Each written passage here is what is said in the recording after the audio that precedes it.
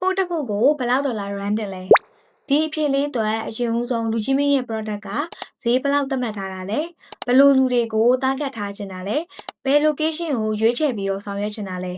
ဒီ product ကနေပြီးတော့ဘယ်လောက်အထိ profit ပြန်ရချင်တာလဲဆိုတာတွေနဲ့သက်ဆိုင်ပါတယ်စိတ်ကြိုက်ဈေးအောင်ခွင့်ပြုထားရဲ့ Facebook ရဲ့ new feed မှာဆိုလို့ရှိရင်တော့ဈေးတူ product တူတဲ့အရောင်း post တွေက customer တွေရဲ့ new feed မှာပေါ့နော်ရောင်းဆုံးဘောလုံးကြီးလိုမျိုး customer တွေဆွဲဆောင်နေတဲ့အထဲမှာ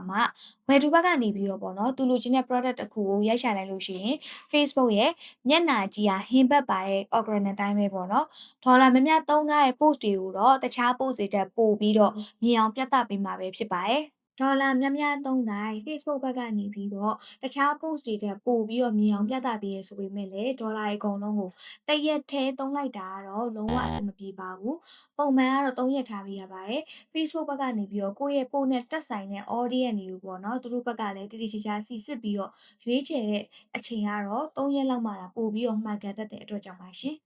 boosting ဆောင်ရွက်မယ်ဆိုလို့ရှိရင်တော့ညီမတို့ auto book စာပင်မှာ$1ကို9,900ကနေစပြီးတော့စာပင်လက်ခံဆောင်ရွက်ပေးနေပါတယ်ရှင် TikTok boosting နေဆိုလို့ရှိရင်လည်းမြန်မာနိုင်ငံ location ကို target ထားလို့ရပြီးတော့$6ကနေစပြီးတော့လက်ခံဆောင်ရွက်ပေးနေပါတယ်ရှင်ကဲလူကြီးမင်းတို့အနေနဲ့လည်းဘယ် product ကိုပေါ့နော်ဘယ်လောက်ဒေါ်လာနဲ့ဘယ်နှစ်ရက်ထားပြီးတော့ run တဲ့အခါမှာ result ကောင်းတွေရရှိခဲ့ရဆိုတာကို comment လေးထဲမှာ share လေးလုပ်ပေးခဲ့ပါအောင်ရှင်ကျေးဇူးအများကြီးတင်ပါတယ်